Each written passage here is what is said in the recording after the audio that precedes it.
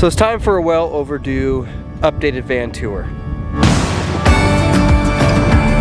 If you are new here, my name is Riley Clark. I'm a nature photographer, and this 2022 4x4 Sprinter is my mobile office and living space when I'm on the road creating content for this channel and for my online art gallery. The journey of transforming this blank cargo van into what it is today is what kickstarted this channel's beginnings. And although this will be a never-ending project, I decided it was finally time to share how things look today. So sit back and enjoy this walkthrough. We're gonna start down here at the wheels and tires because pretty much this is the same setup that we had at the beginning. We're still rocking the BF Goodrich all-terrain KO2 tires. These are a 33-inch tire on a 17-inch Black Rhino Arsenal wheel. These have been fantastic. I do think I want to upgrade to the 35s when I get that chance, when these tires kind of go kaputs. But that's just because I want some extra. That's the best way of putting it.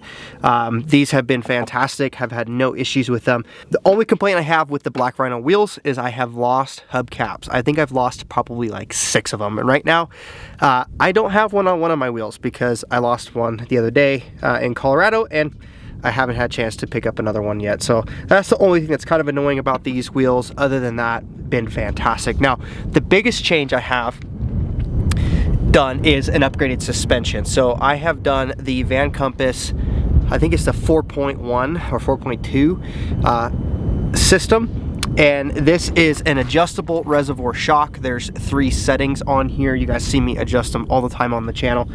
There is a setting for stiff mountain roads, just a setting for around town, which is kind of that mid setting, and then there's a soft setting for off-road travel. These have been fantastic. It also came with upgraded leaf springs in the rear. Absolutely changed the ride of the van, makes it drive so much better, and by far has probably been one of my best upgrades I have done on the van, and highly recommend that you guys do it. Now, the other stage, that system comes with the 2-inch striker lift kit, which I'm probably going to put on when the time comes. I didn't do it this time because it makes it a little bit harder to step up in and out of the van for my wife, who's shorter. And so I didn't do it this time. It also saved me about $2,000. But when the time comes for the wheels and tires, probably going to go ahead and upgrade to that striker lift kit and add the 35-inch.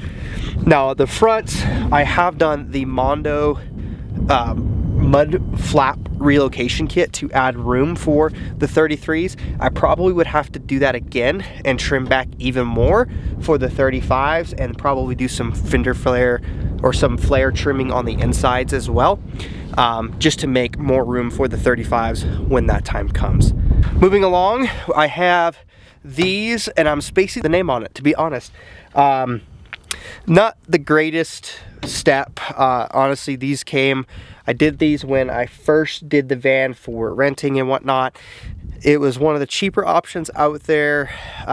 Yeah, nothing too crazy. They've been great. They do build up a lot of mud underneath, which is kind of annoying, and they kind of hang down low, so I might swap them in the future. I don't know.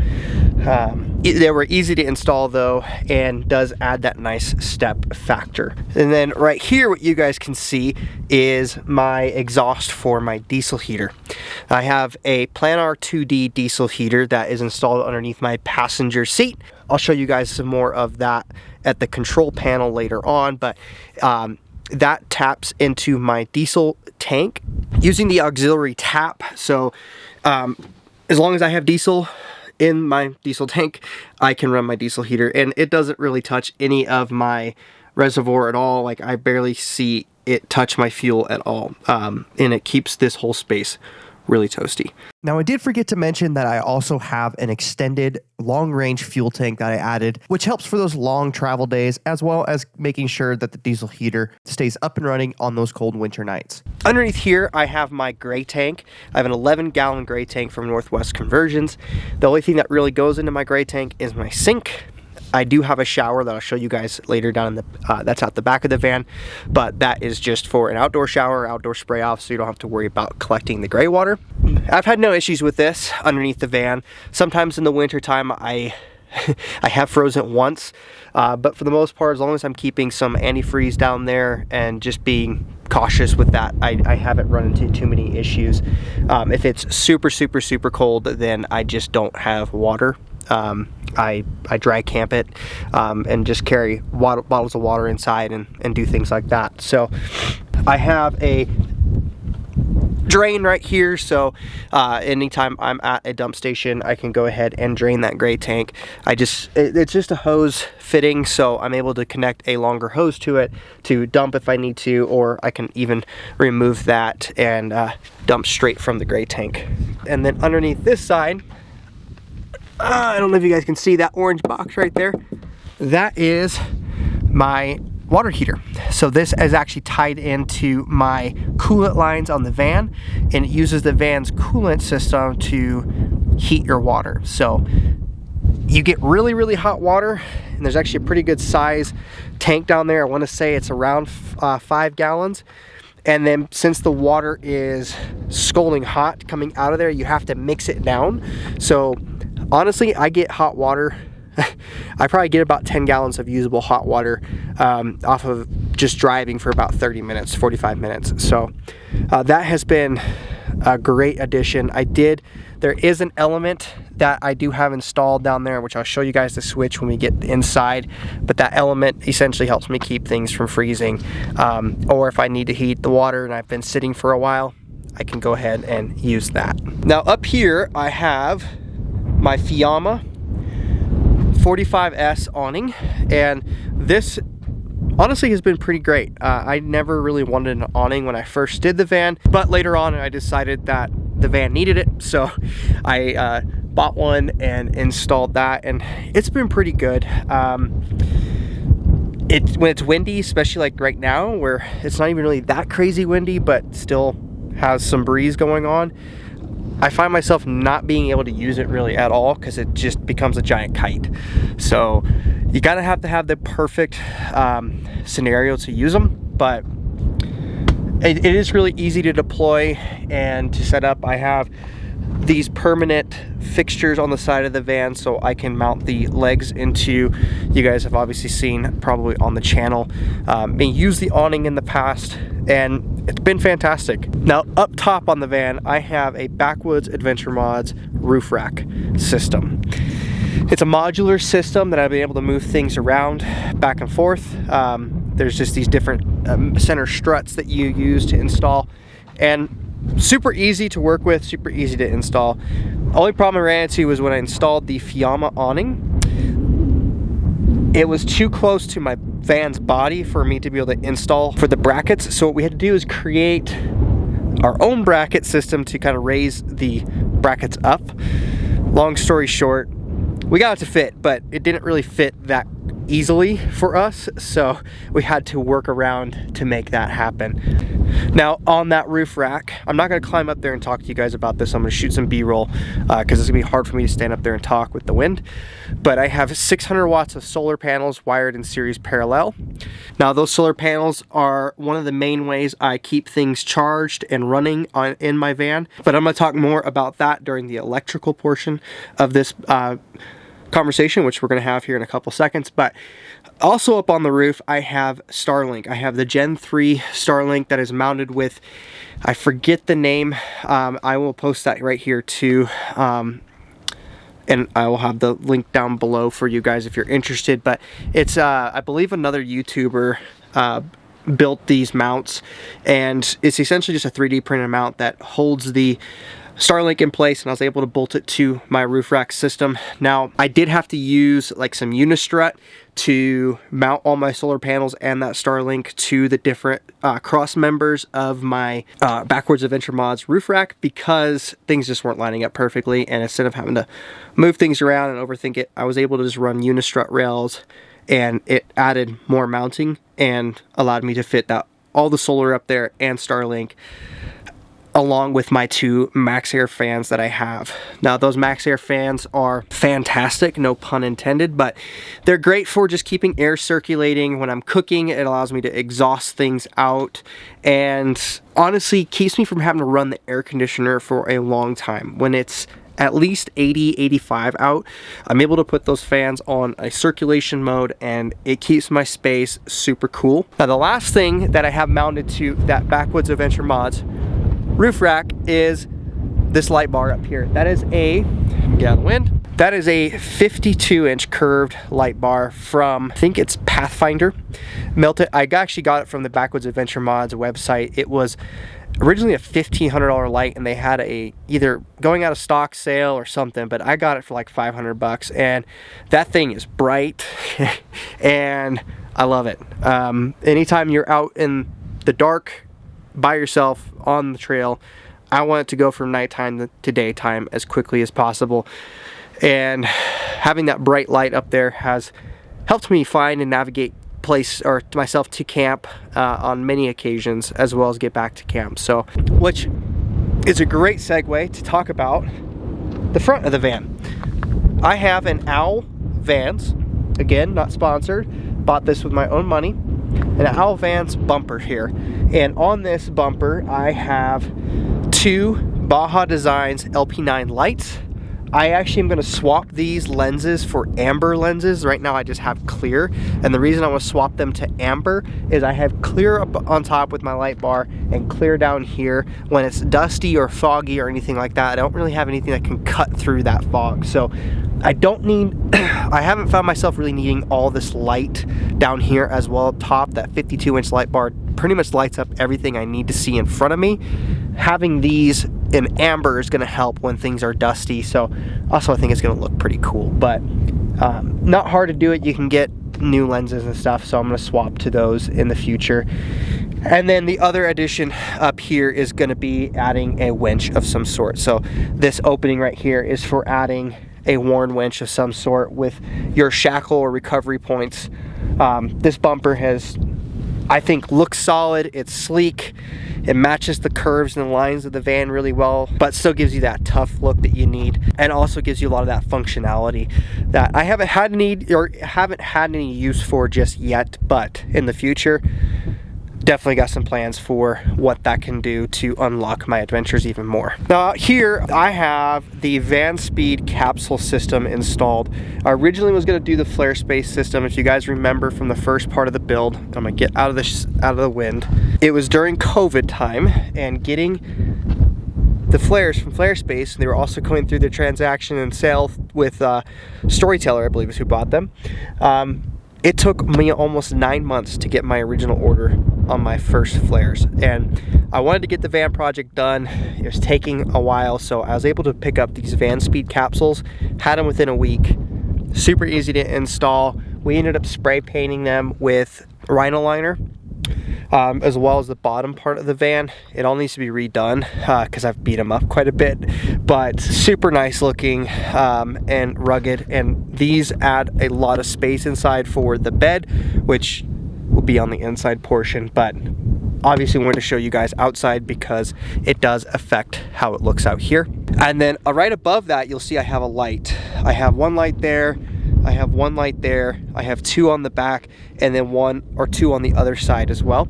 Those are all just outside scene lights. I use those all the time when I'm out camping in the dark.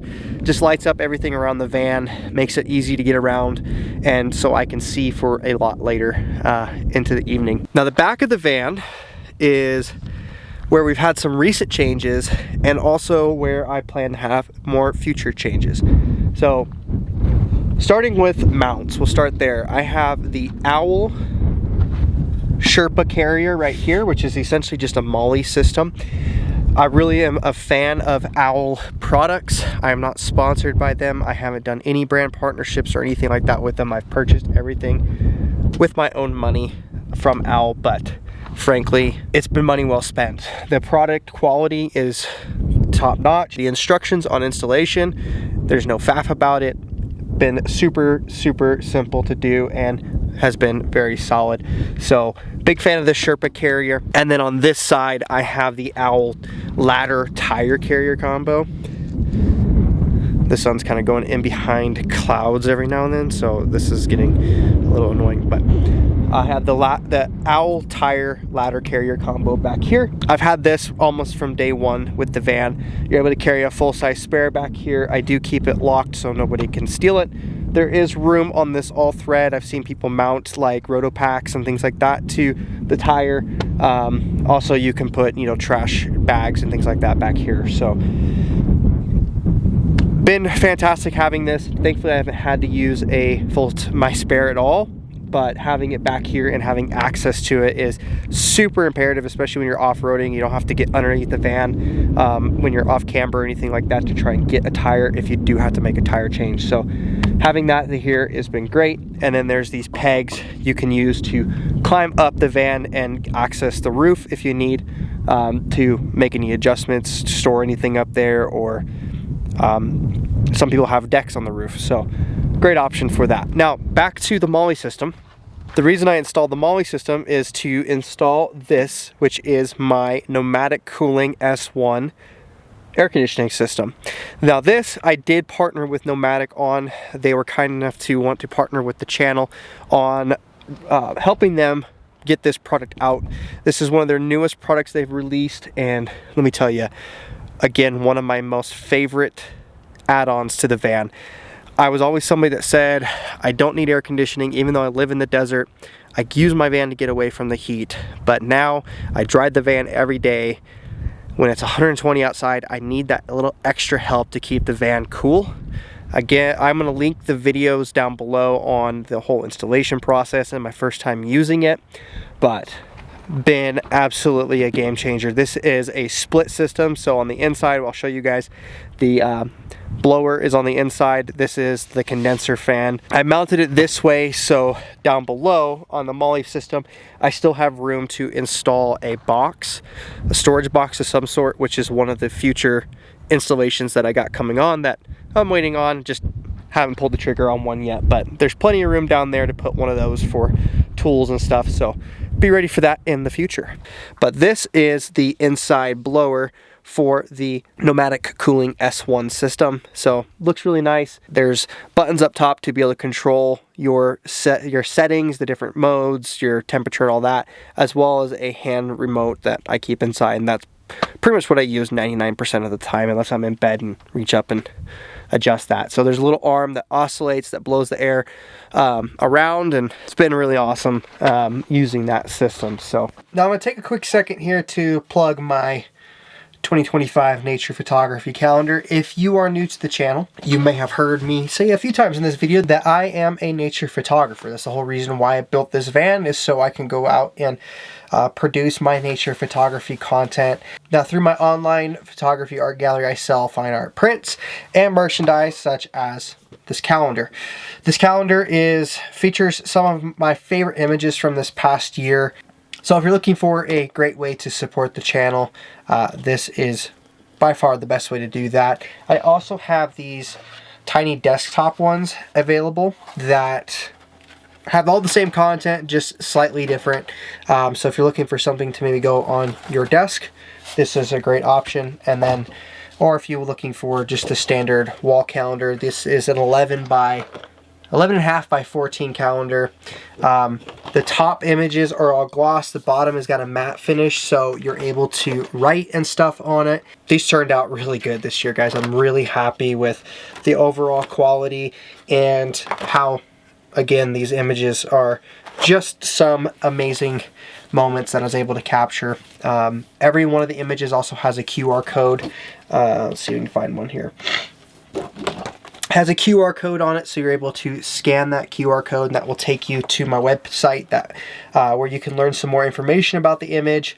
Most of the time there's usually a YouTube video that accompanies me or accompanies that image, showing you how I captured it, and usually how I stay in this van to do that. So this is one of the main ways I fund my work for the coming year. So if you guys are looking to support my work, or you already have, thank you. These are shipping now, so if you buy it, you should get them in the mail pretty quick. So, okay, now let's go to inside the back portion of the van. When I rebuilt the inside of the van, if you guys have watched that, you'll know that I really wanted to maximize my space back here in the garage area. So I redesigned a lot of things to make sure that my plumbing cabinet and my electrical cabinet matched in both height and width, so I can, again, open up this space as much as possible for future pull-out drawer systems, mountain bikes, things like that. I have room to do whatever I want that to be in the future. I don't know quite what I want it to be yet, so that's why I haven't done anything with it. Right now I just have a rug back here just to keep things kind of clean. Starlink right now is just hanging. This is going to get permanently mounted and will look a lot better, but right now it's kind of a mess. So now, talking about Starlink again, this right here is my router, and I will link down below the amount that I'm using for this, but I also have a converter back here to really run my Starlink off of 12 volt. So I was able to wire this in using this converter to my 12 volt system. I also have a switch up here to turn things on and off, because a lot of times I'm just sitting in the city and I don't need Starlink running, so I did give myself the ability to shut it off if I need. And then having this router back here, I'm able to keep Starlink pretty much running non-stop when I'm on the road, and also I'm able to use it in use and in motion, which has been really cool. So I thought this was a great place to mount it. This was kind of a dead spot on the cabinet, and originally I actually had this switch wired for some lighting back here that I ended up not doing, and just stole the switch for running Starlink. So I also have a AC outlet back here for plugging things in if I need to run or charge anything back here or power anything. And then I also have my main battery shut off back here as well. So if I need to shut my batteries off, I can do that pretty easily. Inside here, if you remember when I built this cabinet, it looks slightly different now. There's these two big vents, and the reason is I was actually running into issues with my inverter, especially in the summer months, overheating. So I ran some vents, and it allows it to create some more circulation inside there. Haven't had any issues since then. So speaking of that, inside here I also have a solar shut off. So if I need to shut my batteries off, shut my solar off to work on anything, I have access to do that. In there is my MultiPlus 3000 watt inverter. It's the same inverter that I had in the original build, if you guys watched that walkthrough, but it's a 3000 watt inverter. It allows me to power anything and anything I want on my using 120 from my 12 volt battery bank. So I run all Victron electronics, and everything that I wired and used all came from Explorist.life. Big channel on YouTube teaching people how to do electronics, so a big shout out to them. I'm not sponsored or affiliated, but I love their products. Almost all my wiring diagrams and systems came from them, so I will link them down below as a resource for you guys if you're looking to build your own van or looking for some inspiration. Now, I built these sliders that house my Lynx distributor, which is in charge of essentially monitoring and distributing all of my electrical needs to the different devices. So my batteries all go to that, and then from there it divvies out the electronics where they need to go. Is the best way I can explain it. It's essentially just a really fancy bus bar that has fuses and fuse holders and things like that to protect your systems downstream and to prevent any issues from happening. Now over here I have two 50 amp DC to DC chargers from Victron, and then I also have an MPPT 150 solar charge controller. That is what's taking in my 600 watts of solar up top and converting it to the proper voltage and charging rate for my Battleborn batteries that I have, which I will talk more about in a second. But the Orion 12 volt DC DC chargers allow me to pull charge from my alternator from the van and charge my house batteries.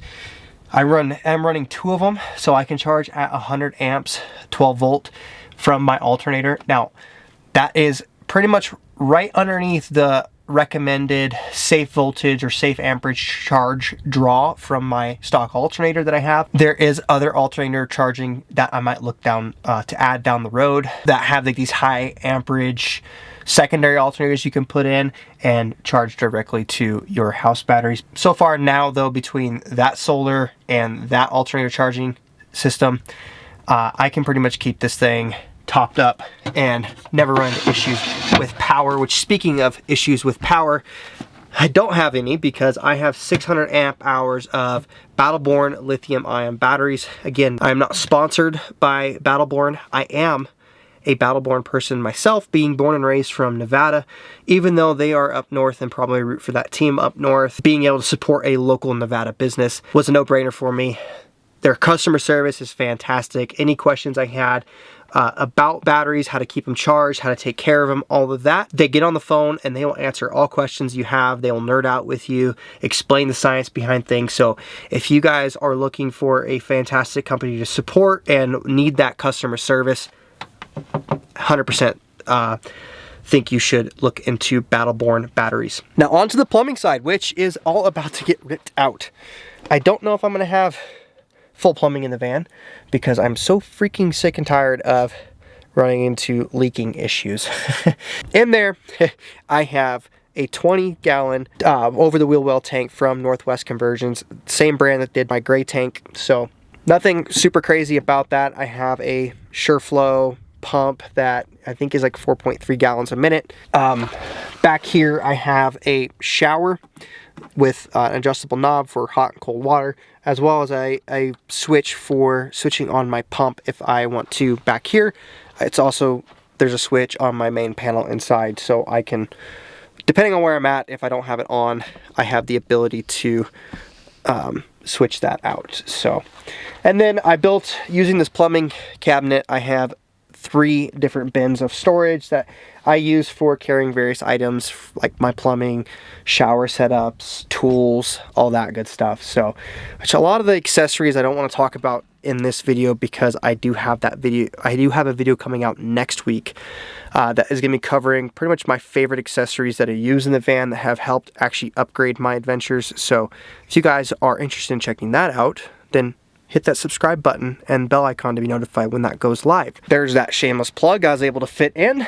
Now we're going to start at the front and work our way back. Right here I have a Shucks and Vans headliner mount system here that right now just keeps all of my window shades and stuff like that up here. I've had this pretty much from day one with the van as well. No issues with it. Super easy to install, high quality. I like the powder coated finish. It matches all my other powder coated finish stuff around the van. And it's nice having that extra storage up here, so no issues there. Both seats are on swivels, so both have the ability to swivel around and allows us to face the inside of the van, which opens up. It makes the space feel way, way bigger doing that. As you guys can see down there, there is a vent that is for the Deisal heater. I mounted it underneath my passenger seat because the passengers in the Sprinter van don't have anything underneath them typically, so I was able to mount that there, and that allows that hot air to blow back and really does a nice job with all the insulation and things like that I've done in the van. It does a nice job keeping this thing warm when it's really cold outside. Now I'm really happy with how everything turned out for this new cabinetry build, which if you guys have not watched, I'm going to link that playlist down below so you guys can see the whole process. I don't think I ended up making a video about the uppers because honestly the videos weren't performing that great. So if you guys want to see how I did that, I do still have that content. I can probably throw a video together, but nothing crazy. There's so many videos out there about how to build upper cabinets. We just went with the recessed finish with these slam latches. And the only neat thing that we did is we actually planed down some leftover butcher block from our countertops and made these doors out of that. So my dad has a planer in his wood shop, so we were able to do that. And then these are just cheap marine grade slam latches. I really like these because you just can push them closed. It's one step to just pull and open. I've never have had any issues with these flying open or anything like that, which in the past, in my original build, that happened all the time. So having these has been great. Highly recommend. And then when I designed this, I opted to put a microwave in because I'm a big popcorn guy and I wanted to put popcorn or be able to make popcorn on the road. And honestly, I shouldn't use it as much as I do, but the microwave has been a great addition to the build. Being able to just on those long days out in the field, not having to worry about and come back and cook a meal fully, being able just to reheat it quickly has been phenomenal. This is just a cheap little, I think it cost me 60 bucks or something like that. Again, I'm gonna link it down below, but it's small, compact. I did have to put these bungee cords on here just to keep it from flying when traveling, but no issues at all running this off of my inverter. The back's very similar to the front. I think these are slightly bigger than what the fronts are, but essentially the same thing back here cabinet wise. And then right here is my control panel. I have some USB plugs, regular cigarette plug. This is my Deisal heater. It actually has a thermostat. Doesn't really work that well, to be honest. I usually just use the power output. That usually is able to keep the temperature more regulated in the van, in my opinion, than using the thermostat function. But again, I've read about people loving the planar system, so I don't know. If you guys have the same Deisal heater, let me know which one you like to use, but I just use the power output setting. Right here is a water gauge, so I can know how much fresh water is in my system.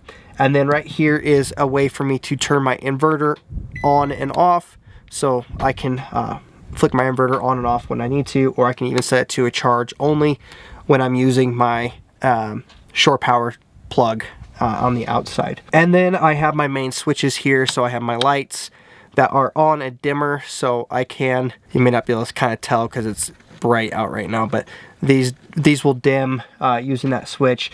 I can turn my outside lights on and off here. I can turn my pump on and off here, and then I do have the, like I mentioned earlier, and I was showing you guys the hot water heater. I do have it wired in for those really cold days where, you know, we're talking negative out for a long period of time. I will flick that on just to keep things from freezing up. Or if I have been sitting for a few days and I'm not driving, I don't have that hot water, I can flick that on and do that. But right now, down there below, you can set the actual manual temperature at the tank, and I have it set to essentially the coldest it can be, which I think is like 60 degrees. And so being able to throw that heating element on to keep things from freezing is really the only reason I have that switch there. I mounted my remote for my two Maxxair fans. The one single remote works pretty much for both of them as long as you get close enough. You just can kind of go back and forth. It makes it easier than having to reach up and press it. Now the one that's in the main kitchen area here, I have it covered right now, but usually I just reach up and press that. There's no problem, but having that remote there has been kind of nice. And then we mounted this right here, which is for holding paper towels. It's got this arm here to keep things keep the paper towels pinched, so you're not just running a bunch of paper towels everywhere, which I've had happen before. But that's been a nice addition there to the whole upper system. Now to talk about my driver's side cabinet. Now this one, I got a lot of inspiration from Chad from Living the Van Life, from his equipment setup that he has. I also travel with a lot of camera equipment, so I wanted a place to be able to put and charge a bunch of stuff. I don't have mine that organized yet. Right now it's just kind of a catch-all and it's a mess because I'm in between trips, but I do have power down there to be able to charge camera equipment and drones and lights and all of that, microphones, you name it. It's also got a lot of room in there. I'm able to put laptops and cookware and things like that, or pretty much use it for a lot of other storage. I do have some pegboard that I'm going to use to mount a lot of the chargers to. That will be able to free up a lot of space and make things a little bit more tidy in there than what they are right now. But this has been fantastic. Now, this is also the same refrigerator I used in the initial build. It's an isotherm 65. I don't love it. I thought I did love it at first, but now the more I'm in the van, the more I don't really love it. It's just not as, I don't know. The space just really isn't that great. I think I probably would prefer a drawer system in the future, because this little freezer right here just kind of gets in the way more than it helps. Also, regulating the temperature in the summertime in this is very difficult when it's super, super hot outside, which I deal with a lot.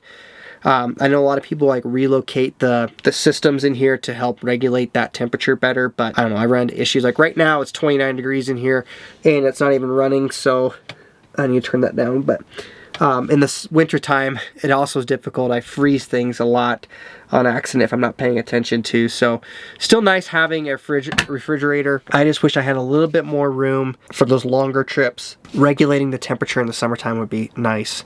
Right here is just a nice big deep drawer for keeping things organized.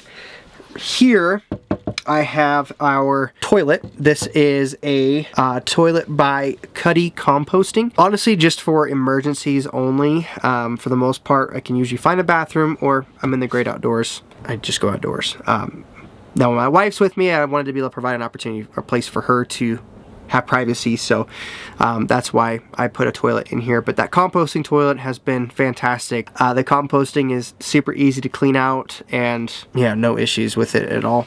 And then back over on this side, we have two really big drawers that we use for clothes and whatnot, and then up here is a really tall skinny drawer that we use for keeping toiletries and things like that. And then on both of our cabinets, we have these swivel arms that has adjustable height and everything for an extra place to work or eat or cook or prep, you name it. I use it kind of for honestly anything and everything. So then moving over to the passenger kitchen galley, this also has that same swivel arm system for people, or myself or my wife or whoever sitting here, to be able to eat and work from. There's power right there, similar to power on the driver's side, so you can plug in. And then we just have a bunch of array of drawers for storing pots, pans, cutlery, all that kitchen-y stuff that you need. Then we have another power system, place to plug in here for charging, for running things, and then up top, kind of hard to do it with one hand, but I built this flip out for sponges, so we're able to keep our sponges there. And then down below, we have a big open area for storing things like bigger items and stuff underneath the sink. The sink right now, I have a Ruvati sink is what it's called. It's actually been great. It's real deep, easy to keep things stored. I don't have it in here right now because we've been cleaning the van, cleaning things out, but there's actually a basket system that sits in there, so you're able to throw like forks and knives and stuff in that. And then honestly, I can't remember the brand for this faucet. I got it from Ace Hardware. Just a simple sink faucet, nothing too fancy there. Now on this passenger cabinet, I also created this flip down, which has been a fantastic place to cook and prep and things like that. And what I was really happy with, what me and my dad were able to do, was make it a flush inset mount. So when you're looking at it, it matches the cabinets up top and down below, so you kind of get that nice green with the wood tones from the butcher block throughout. I think it turned out and looks fantastic. And then down below, I have like a shoe locker that I keep boots and things like that, which is nice for being able to keep dirt and stuff from tracking in, because with our dark floor, you can already see me going in and out of the van. It's gotten kind of dirty in there. So inside the van, I wanted a lot of natural light. So even though this was just a blank cargo van when we got it, one of the first things I wanted to do is put some windows in. So these are all C.R. Lawrence T-vent windows. You're able to use this knob here to create a cross ventilation, which is fantastic for those kind of warmer days. Being a black van, it actually gets warmer in here pretty quick, even in the winter and fall and stuff. So, but just by cracking that window and then either having the door open or cracking the window on the drive or passenger side, it creates a nice cross ventilation that keeps things cool. It's also just nice having that natural light come through for, you know, keeping things bright and airy and making the space feel a lot bigger. Now back here, I have the Flarespace system for bed and mattress. No issues with this mattress. It's super comfortable. It's like 5 inches thick or something like that, or 6 inches thick. Memory foam mattress. Honestly super comfortable. And if I need to, I can pull this whole system out in the matter of minutes just by folding the mattress up. You can see right here, there's a crease. It just folds on top of itself. I can pull that out, and then the bed platform itself has 2 pieces. Again, it takes me probably 10 minutes, and I can have this whole bed out for working on things, or if I need extra space in here. I've never needed that. I prefer having the fixed bed because being a nature photographer, when I'm out walking and hiking and doing all the things that I'm doing and on the move, when it's time for bed, it's time to get in bed and go to bed. And then usually I'm up at like a stupid o'clock hour. I don't want to have to worry about fixing or making a bed in the morning. I just want to be able to roll out and make my coffee and get going. So no issues at all with the Flarespace system, even with the Vanspeed Capsules. It's been super comfortable to be able to stretch out and sleep. And then having my Nomadic cooling S1 in the summertime, in the springtime, late early fall, man, it's been awesome just being able to have that cool air blow over the top of you and keep you cool. So back over the bed area, this is very similar to the beginning of the van build, but I have 2 lights here, 2 reading lights on both sides there, so both people in bed can have that, and they both have USB charging capabilities as well, so we're able to do that. This right here is a mirror, but I'll try to touch this, but this is my inside area receiver. I honestly don't know what it's called, but it's for my WeBoost. This is actually going to go away. I don't need it anymore with Starlink. I also have my Garmin InReach that connects to my phone, so if I don't have Starlink for whatever reason, that Garmin InReach satellite wise, I can usually text my wife or somebody I need to get a hold of. So I haven't really needed this anymore. It's just, honestly, we have it unplugged right now because it has a big light that usually glares when we're trying to sleep, so we unplug it at night. Honestly, going to get rid of it, and so my van won't look like an RC car with the antenna mounted on the outside anymore. Fantastic if you don't have Starlink or anything like that, but the fact I have Starlink permanently mounted to the roof and I can use it in motion, I haven't had a need for the WeBoost. I am filming another video about some of my favorite gadgets that I kind of quickly breezed over, or it may have seemed like I ignored it completely. This is because I'm going to be talking about it in next week's video. So if you guys are interested in hearing some of my favorite gadgets for the van that could really fit any type of camper van situation or just camper in general, then again, hit that subscribe button if you're not already. My goal is to try to hit 5,000 subscribers by the end of the year. We're on track for that. You guys have blown my mind over and over and over and over again these last few months especially. This last year and a half of really doing this intentionally has been a great journey. A lot of you guys have been fantastic supporters of the channel, especially those of you who like the sound of sizzling bacon. So no sizzling bacon in this video, but I just want you guys to know that it really means a lot when you comment and you guys support what is going on here. So I can't wait to share more adventures with you, especially coming up towards the end of the year. I'm going to go ahead and get over being sick, but we got some content coming down the pipeline that I'm excited to share with you guys. But if you guys want to see how I built this van out, then this is going to be that playlist for you. For the rest of you guys, I will see you in the next adventure. Peace out.